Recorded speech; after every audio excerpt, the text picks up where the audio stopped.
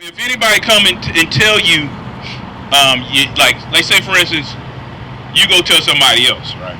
You say you're a Jew. How you gonna prove that? Oh no, man! Hey, hold on for it. Give me 1 Thessalonians 5:22. I'm gonna show you what the Bible said, right? Because we come out here and say things boldly, and many people ask us questions, right? So when you say that you know who you are, read that real quick. The book of 1 Thessalonians, chapter 5 and verse 21. Prove all things. Hold fast that which is good. So when they come to you and say, hey man, prove all things. He said that you're a Jew, right? He said, prove all things. Hold fast which is good, which is his Bible. I'm going to show you. If anybody come up to you, I'm going to show you how to prove that, okay? That's right. You got a few minutes to show you? Because all that information I'm going to go over is right on that flyer right there, right? This is what you do. Go to Deuteronomy chapter 1, verse 1. This is how you prove that you're Israelite, brother. So no one else can, anybody come to you, and we got a school that you could come to and learn, and learn everything about the Bible, all right? This is how you do it. Deuteronomy 1 and 1. The book of Deuteronomy, chapter 1 and verse 1. These be the words which Moses spake unto all Israel. To who? Unto all Israel. So who the audience? Who's Moses speaking to? Read it one more time. These be the words which Moses spake unto all Israel. So Moses is speaking to all Israel, okay?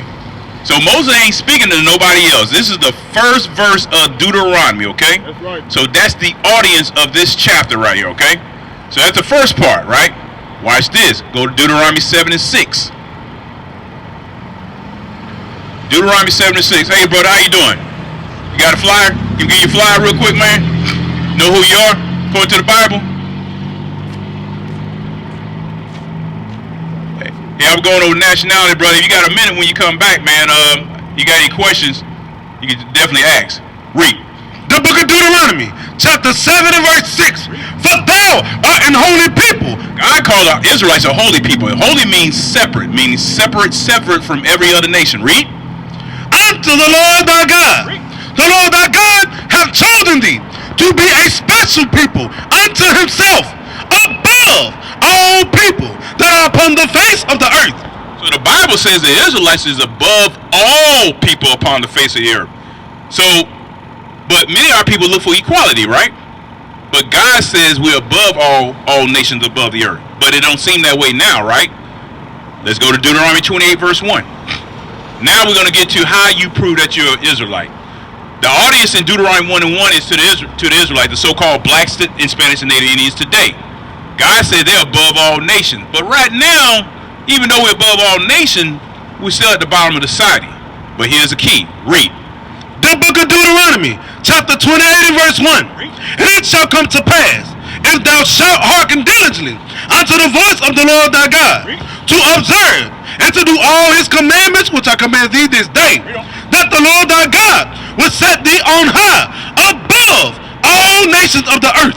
So we just read that, right? He said, hey, look, but that's the key right there. He said, look, you keep my commandments, I'm going to set you on high above all nations, right? So let's lead. So that means these are the blessings. Watch this. Read. And all these blessings shall come on thee and overtake thee. So when we keep God's commandments, that's where our blessings come from, right? Read on.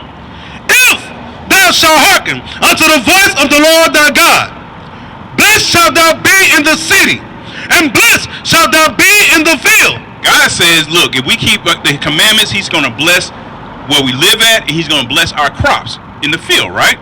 But here's the flip side. Jump to verse 15. Verse 15.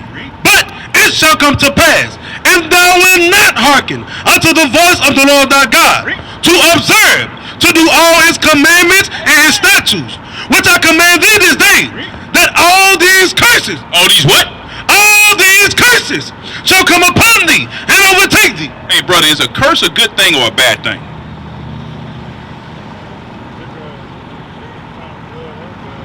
Okay, so we read in 1 Thessalonians 5:21, prove all things, right?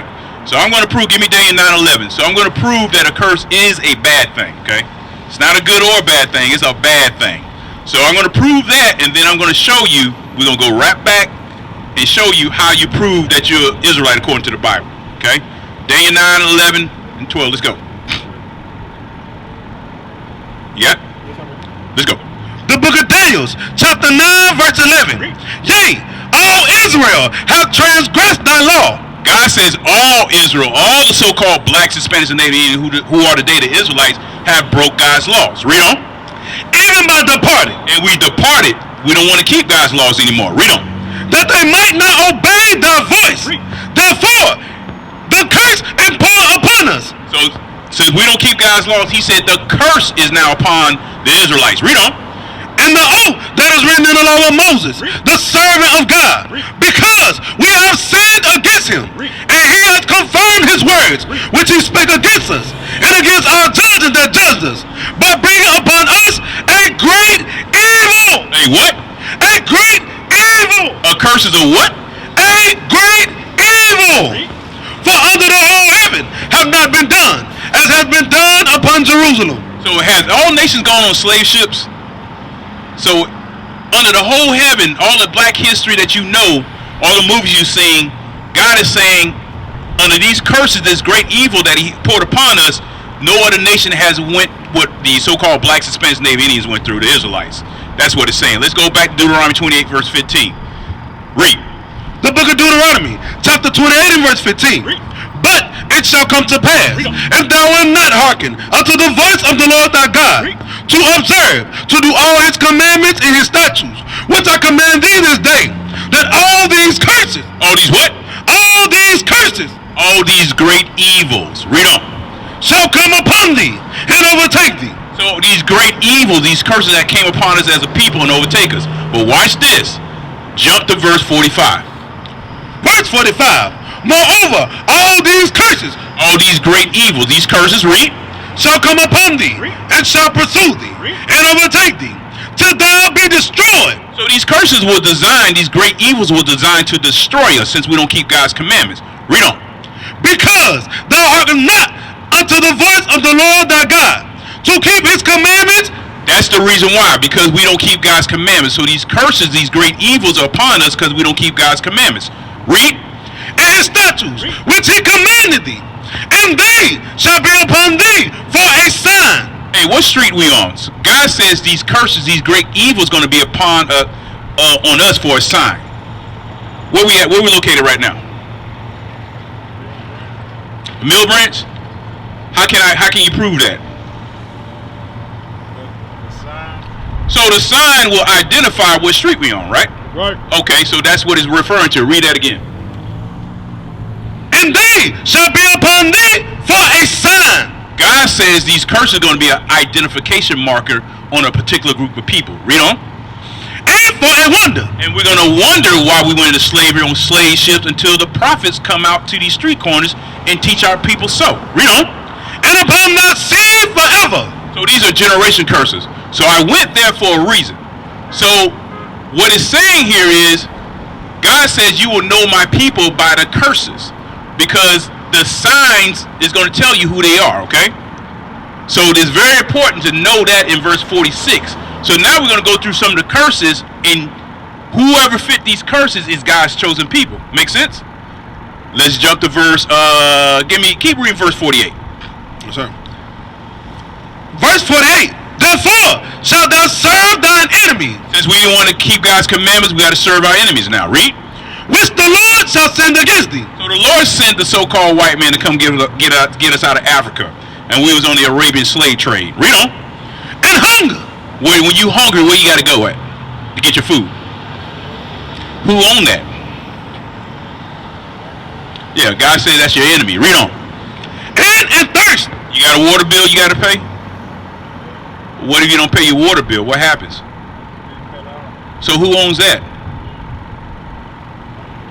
God says that's your enemy. Read on. And in nakedness. In nakedness. Where you get your clothes from? Do black folks own textile mills? I mean, they put Michael Jordan name on the T-shirt, and Sean Combs. Do we own the textile mills of all that stuff? We don't own anything. So when you get your clothes, where you gotta go to? You go to the store, right? Who owns that? God says not only them, meaning every nation outside of the Israelites, the so-called blacks, Hispanics, and Native Indians, whether they're the Japanese, the Chinese, the Arab, man, those are your enemies. Same people that own that store. If you go get something to drink, that's your enemy up in there that owns the store. Okay, our people work there and get because we working for our enemies. Read on. And want of all things. God said, if you want a birth certificate, death certificate, you want shoes, you want anything. God says, for the want of all things. God says, we as a nation of people, since we don't keep His commandments, got to go to our enemies. Read on. And He shall put a yoke of iron upon thy neck until He have destroyed thee. Who put yokes of iron upon the so-called blacks, Hispanics, and Native Indians' necks?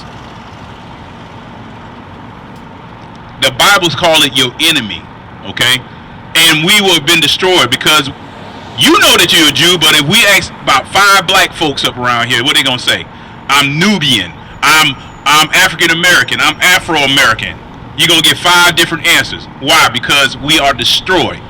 The chains came off our neck in 1863, the Emancipation Proclamation. Why? Because we was a destroyed people, right? Read on. Jump to verse 64. Verse 64. Actually, hold on. Give me verse 37. So now we talking about, now we got to be, now these signs, these curses are going to be an identification marker. Let's see if you can identify with this. Read verse 37. Verse 37. And thou shalt become an astonishment, a proverb, and a byword among all nations. God says the Israelites going to be a proverb and a byword, meaning a evil, wise old saying. What do they say about black folks? Black folks love to eat what? Chicken. They eat chicken and watermelon, right? They did cartoons about that back in the 60s and 70s, right? Really made us look shameful, okay? Mexicans Mexicans carry knives. They got a lot of derogatory names for us. That's a proverb, a byword. Many of our people call themselves African American. So by means two, right? Africa is named after the so-called white man that conquered the land of Ham. America is named after the white Italian navigator, American Vespucci. But our people call themselves an African American. Do the Chinese call them? Do they have a byword for them? Only the blacks, right? The Hispanics, like Puerto Rico, that means rich port or port of riches. That's a byword. God says we're going to be called a proverb and a byword. Who does that fit? It only fits one nation of people, right? Jump to verse 32. Verse 32. Thy sons and thy daughters shall be given unto another people. When did that happen? When was our sons and daughters given to another people?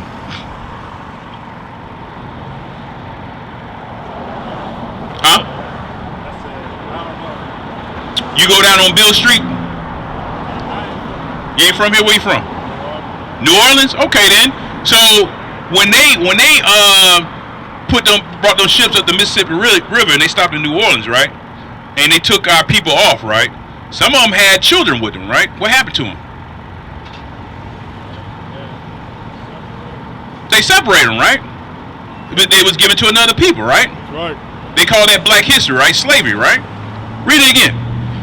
Thy sons and thy daughters shall be given unto another people, and thine eyes shall look and fell in longing for them all the day long, and there shall be no might in thine hand. So when they snatched our children in slavery and gave them to another people, did we have the power to get our children back in slavery?